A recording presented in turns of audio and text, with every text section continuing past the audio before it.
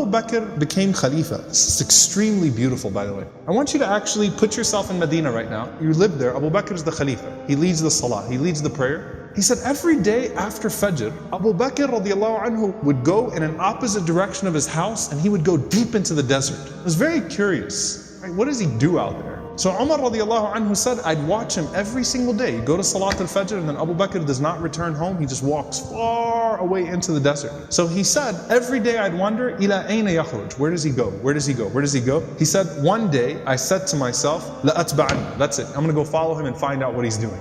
I just can't get over this curiosity of mine. So Umar radiallahu anhu said, I kept the pace from him to where he was at the end of my eyesight, meaning I walked just as far away to where I could still see him. And then he said, I saw him go into this beat up old house. So Umar radiallahu anhu said, I quickly went and I hid behind. And he said, he spent a long time in there. It wasn't like a short amount of time. He spent a long time until after the sun was up, meaning it was getting hot. This is after Fajr, this is way past Duha, way past sunrise, and it got hot, and then Abu Bakr radiallahu anhu left the home and he made his way back to Medina. He said, this is way out of the city of Medina now. This isn't even the city of Medina right now. Way out of the city of Medina. So Umar radiallahu anhu said, I waited until I could no longer see him, meaning he made his way back to Medina. And Umar radiallahu anhu said, I knocked on the door, okay? And he said, this woman opened the door. She was elderly, she was frail, she was blind, and there were a bunch of little kids running around, okay? So I said to her, Assalaamu alayki, ma sha'nukum ya amatullah. I said, peace be unto you. What is your situation,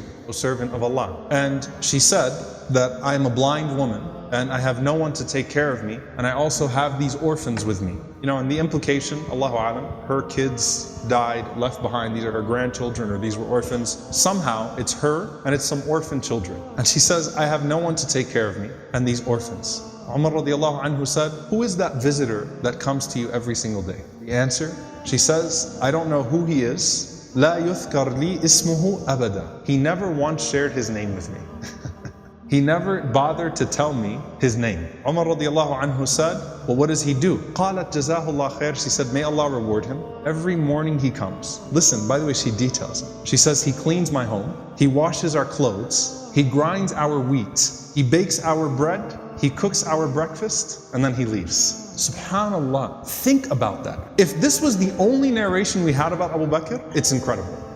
Seriously, the leader, the head of the ummah, the khalifa, the most important man in the ummah right now, with his station, with his status, and he goes out every morning to this house and he doesn't even tell the woman what his name is. He's just consider me a secret fa'il khair, right? Just some good doer. Washes the clothes, cleans the house, grinds the wheat, bakes the bread, cooks the breakfast, and then makes his way back to govern the ummah. That is absolutely incredible. Umar radiallahu ta'ala anhu says, every single day, like, is this really what he does every single day? She said, every day, may Allah bless him. Umar radiallahu anhu said, do you pay him anything? She said, nothing. Umar radiallahu ta'ala anhu started to cry and he said, أَتَعَبْتَ الْخُلَفَاءَ بَعْدَكَ يَا أَبَا بَكْرِ. You have exhausted every successor of yours, O Abu Bakr. You've exhausted us. Anyone that comes after you is exhausted.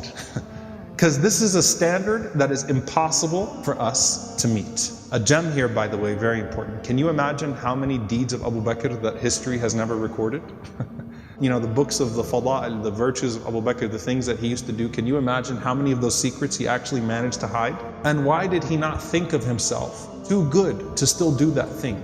And by the way, a lesson for all of us. If you're someone who does some khair that everyone knows about, you better have some khair that only Allah knows about, right? You better have some khair that only Allah subhanahu wa ta'ala knows about. And let it be an involved khair too, okay? An involved form of good. Not just a secret charity, but this is something that has a spiritual reminder and effect on him too, right? Going and visiting this elderly woman and her orphans every single day and doing those things.